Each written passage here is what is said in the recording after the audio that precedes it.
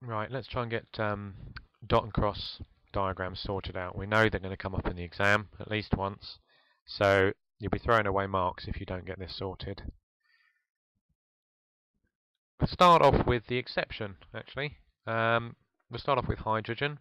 Hydrogen atoms are the only ones that you'll be involved with that have the inner shell only. That means they will only have 2 electrons needed in the outer shell. So if you've got hydrogen involved, you know all it's going to have is 2 in its outer shell. You also know, actually, that it will be covalent bonding that it's involved in. So here's my hydrogen atoms. We're just being asked to show the bonding between 2 hydrogen atoms in H2. So here are my 2 hydrogen atoms. Put one with a dot and one with a cross, and they both want 2 electrons in the outer shell, so they share like that, and we're done. Okay, so that is the exception, the hydrogen, because it only wants 2 electrons in its outer shell. Right, for most questions you're going to have to decide whether it is ionic or covalent bonding.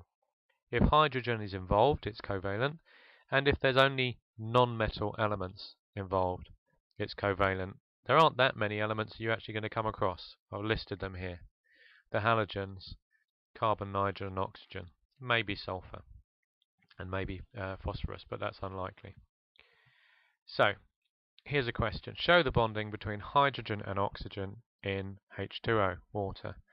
So, starting point is 2 hydrogen atoms and an oxygen atom. We know that it's going to be covalent, even though we haven't been told, because there are no metal atoms there. We've only got hydrogen and oxygen, and as I mentioned, if you've got hydrogen at all, it's going to be covalent.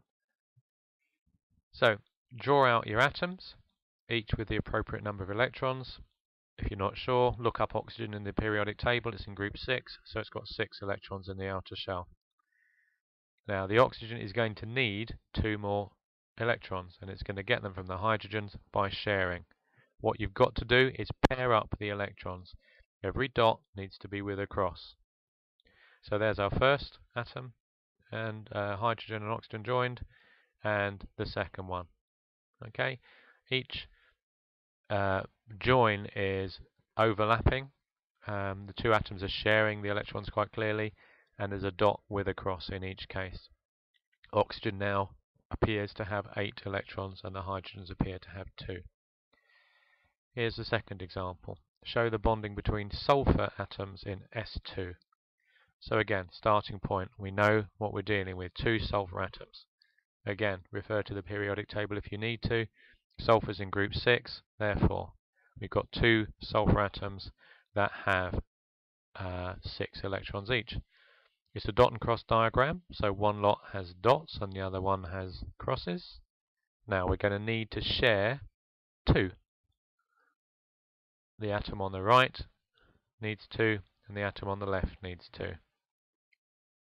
So, same again, pair up electrons, cross with dot. There's your first pairing. There's your second pairing. And again, we're done. So let's look at ionic dot and cross bonding then. Here's a question. Use a dot and cross diagram to show the bonding in sodium chloride. Okay, you got sodium, that's a metal. Or, looking at it the other way, you haven't only got non-metals. So, starting point, periodic table again. Sodium's in group 1. It has 1 electron in the outer shell. Chlorine's in group 7. It has 7 electrons in the outer shell. It's going to be give and receive. So, sodium will give its electron to chlorine. Sodium will have an empty outer shell, which is fine. Chlorine has a full outer shell with 8. You just mark the position of the electron movement by putting a cross on the chlorine diagram and removing it from the sodium diagram. To get your second mark on these questions, you need to put the charges on the new atoms. They've turned into ions now, so sodium has lost an electron, has a positive charge. Chlorine has gained an electron, so it has a negative charge. Here's another one.